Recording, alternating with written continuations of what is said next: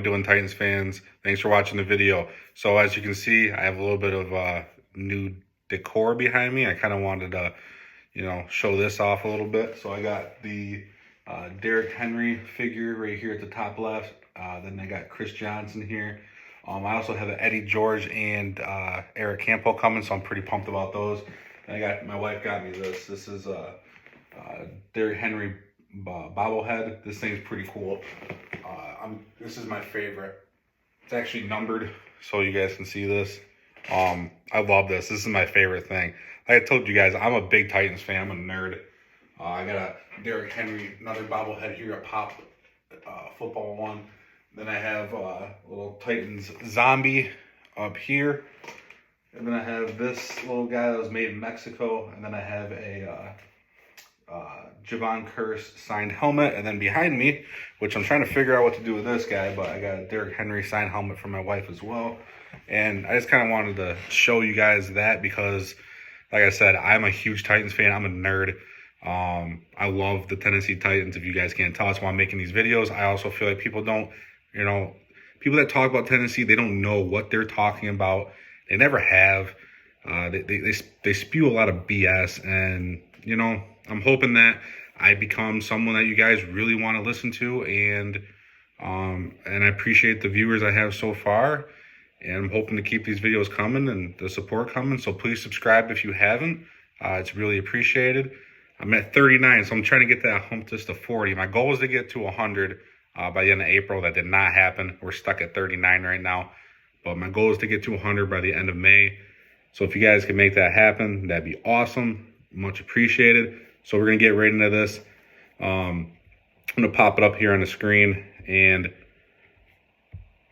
I love anything that Jim Wyatt writes, okay? He's one of the few reporters for Tennessee Titans that I like. So he's a senior writer, editor. And he talks about ESPN draft guru Mel Kiper Jr. talks Titans and the NFL draft. So I screenshotted the entire article, and I'm going to let you guys see what they had to say, and then I'm going to give my own thoughts and opinions after. So it says, the Titans picked 6 players in the 2023 NFL draft, and so far, most of the reaction has been centered on the second pick, which is Kentucky quarterback Will Levis, instead of the first pick, which was Northwestern offensive lineman Peter Skoronski. By the way, guys, if you have not seen Peter Skoronski's video of his daughter saying Peter Skoronski Titans in her crib, it's great, man. I love it. You guys got to check that out. That's awesome. I'm going to see if I can get the link for that, and then I'm going to post it beneath this video so you guys can check that out. It's pretty cool. On Monday, I'm going to keep going with this. It says, on Monday, I chatted with ESPN draft guru Mel Kiper Jr. about Tennessee's 6-man draft class, from Skoronski to Levis to the team's 7th-round pick, which was Tennessee Martin receiver Colton Dowell. Kiper thinks the Titans got a steal in Levis, and overall, he thinks the Titans got great value and potential across the board. I like his toughness, Kiper said of Levis. I like his arm. I like his makeup. I like the way he is so smart.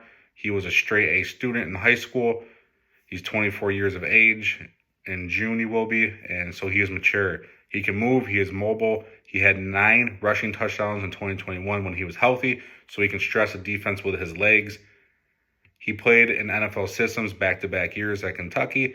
Last year, he lost his offensive line, he lost his top receiver, and he was beat up from head to toe.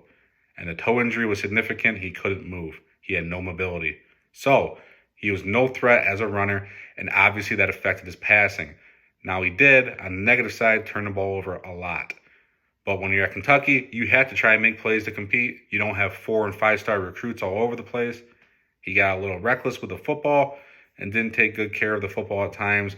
But the ultra competitiveness of a guy like Josh Allen, a guy like Will Levis, leads to that until they learn to dial that back just a bit.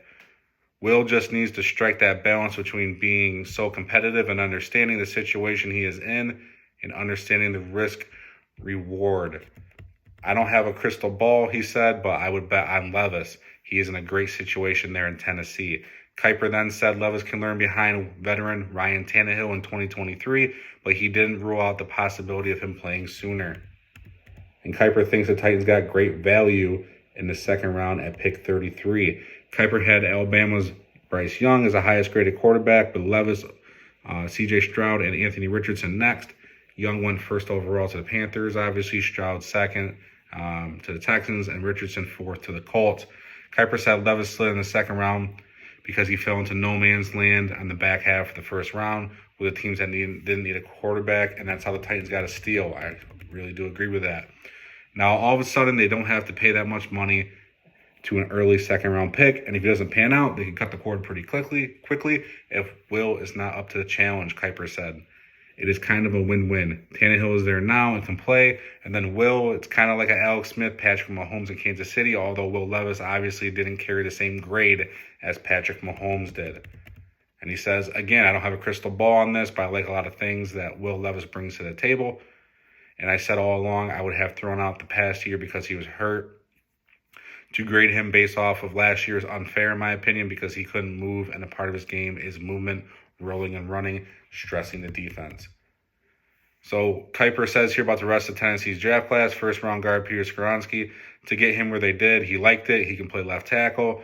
He thought he was more of a guard, and he can play center too. He can play any of the 5 positions, but it's a matter of what he'll be the best at. Where will he maximize his ability? He thinks it's more guard than tackle. He's a heck of a player. He says as a guard, he thinks he can be a Pro Bowl guard, but can he play tackle? Maybe. You know, the short arms he has there at 6 and 3.5. So third round running back, Tyjae Spears. Great year. Heck of a running back. The only question on him is the medical with the knee. He had the ACL a few years ago, and that's a concern of the durability and longevity of Tyjae Spears in the NFL. Fifth round tight end, Josh Weil. That's the Mike Vrabel, Luke Fickell connection. Weil played for Fickell, and Fickell and Vrabel, of course, played at Ohio State. Josh Weil is a big target. He catches the ball, has some mobility after the catch. He's an H-back. He's a move tight end. So then the sixth round lineman here, Jalen Duncan. He has talent. He says he watched him throughout his career at Maryland, and Duncan has a lot of ability. Some thought at some point he could be a first or second rounder, but he was just too inconsistent. He was inconsistent with his focus at times and inconsistent with his technique. He needs an offensive line coach who can keep him on course. Ton of talent. Talent's not lacking with this guy. The consistency was lacking, and that's why he dropped. But he has a good chance to be a starting tackle in this league. Then he says seventh round receiver, Colton Dowell. He had him as an undrafted free agent.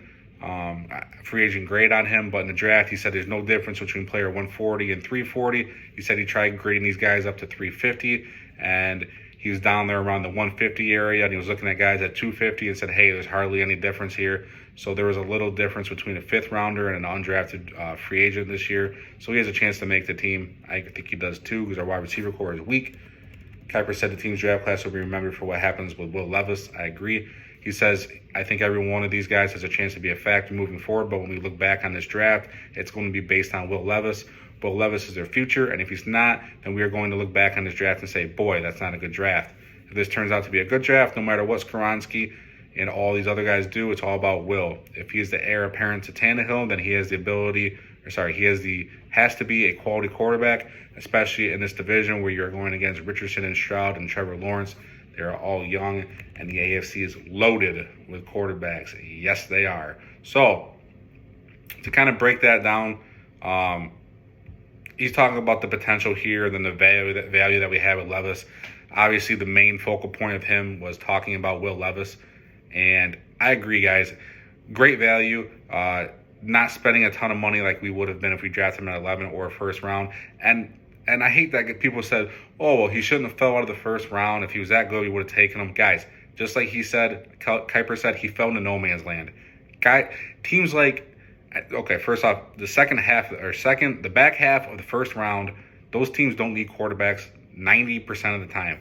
So they're not gonna draft a guy like Will Levis when they got a guy like Patrick Mahomes or Jalen Hurts or they're not gonna do it. Or the Jets with Rodgers, or Josh Allen, or Pittsburgh wasn't going to take him. They have Kenny Pickett. Numerous teams don't need, but one thing that I've been trying to find a report on, and I'm going to find it, and I want to see what teams were calling to try and trade up for Will Levis, because Tennessee was not the only one calling for that. There was numerous teams, and I've seen reports about that, but I have not seen what teams, and I'm really curious to see who they were. Who else wanted Will Levis? I'd just be curious. I'm happy we got the guy. Got chip on his shoulder. Like I said in the previous video, he gets to play the Texans and the Colts twice. They passed up on him. That's ultra revenge right there. Go get him. Get him every year. And, he talks about how Peter Skoronski obviously is a, probably going to be in a guard. But, hey, all-pro potential at guard, Pro Bowl potential at guard. I'm okay with that. The running back, Tyjae Spears, had a great year. He's really good, man. This guy's electric. But the ACL is a concern. And then we have fifth-round tight end Josh Weil, the Mike Vrabel connection. This guy's fast. He can move. He can catch. I'm happy with that pick. And Jalen Duncan, tons of talent, just needs to be coached up. Going to be in a starting tackle for us. And then receiver Colton Dow in the 7th round. This guy can make our roster just because our receiver core is very weak. So I run through the whole article. My main point was not to talk about the other draft picks. I really wanted to get down, break into Will Levis a little bit more, and what I think about him, and why I think this is a great pick. And we gotta. Hey, he's a Tennessee Titan now, guys. We have to support this guy. So let me just tell you, he was obviously a quarterback in Kentucky, right? Guess how many? I'll give you guys a second here just to guess. Guess how many players for the University of Kentucky, besides Will Levis, were taken in the 2023 NFL draft that just took place last week. I'll give you guys a second or two to think about this. How many players besides Will Levis were taken? All right. Two players. Will Levis played with a supporting cast that produced 2 other draftees. And one was Chris Rodriguez, running back. He went round 6 to the freaking Commanders. And Carrington Valentine, DB, went round 7 to the Packers. Guys, these guys might not even make the team. They had a couple undrafted free agents that are going to get, that are going to try and make a shot in camp too, but, they're not going to make it. Guys, this guy had, like Kiper said, this guy had no supporting cast, lost his offensive line, lost his top target. And you can just see how many other people didn't get drafted. Look at C.J. Stroud, right? C.J. Stroud. Look at his entire team got drafted almost. I mean, here's Marvin Harrison, who's going to be a top 5 pick next year, maybe a top 3 pick, right? And we didn't even get drafted this year, but next year he's going to be a top pick. That guy's a stud.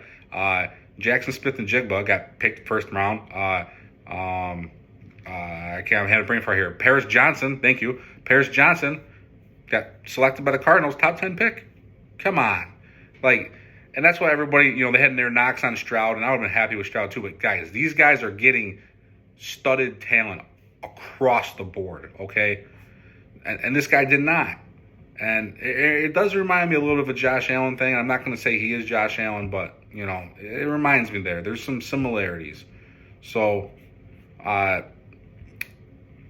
do think what's next for us is, and what I want to happen is, I want us to trade Tannehill. I want us to give Will Levis the starting job. Hopefully he earns it. Then trade Tannehill. And the reason why I'm saying that, guys, is we don't have 3 of our picks next year. So we need capital. If we're going to go out there and maybe make a trade for receiver this year, we don't have the draft picks to do it. So we're going to have to go and create those draft picks with assets that we might get from a Tannehill trade. I don't see Henry and Byer going anywhere, and mainly because I don't want them to, but I think it'd be very stupid. Rand Carthon said someone whispered in his ear when he was taking a picture, don't trade Henry. And he's like, yes, ma'am. So I don't think that's going to happen. But, dude, we have 1 in the 1st, 1 in the 2nd, 1 in the 4th, and we have 2 in the 7th round. So 1 first-round pick, 1 second-round pick, 1 4th round, and 2 7ths. So we have 5 picks next year. And we may have a 3rd, 7th, depending on conditional terms of the trade for Tyree Gillespie with the Las Vegas Raiders last year. So We don't have our third round pick because of the 2023 draft, this past draft that just took place last week with a trade for the Arizona Cardinals to move up. We don't have our fifth and sixth rounders due to the trades for Dennis Daly and Ugo Amadi. So thank you, John Robinson. You are the gift that keeps on giving. Thank you for doing that to us. So, guys, we have some question marks here. The offensive line is better than it was last year. Will Levis is going to be he's going to be a good quarterback. I don't know how good, but he's going to be good. This guy is going to be better than Mariota, in my opinion. I think he's going to have a chip on his shoulder. He's built differently. He's got a heck of an arm on him. Remember, Mariota didn't have much throwing power at all. I think this guy is a better athlete than people give him credit for. He's going to bulldoze people, run them over. I think this guy's going to pick up our offense pretty quickly.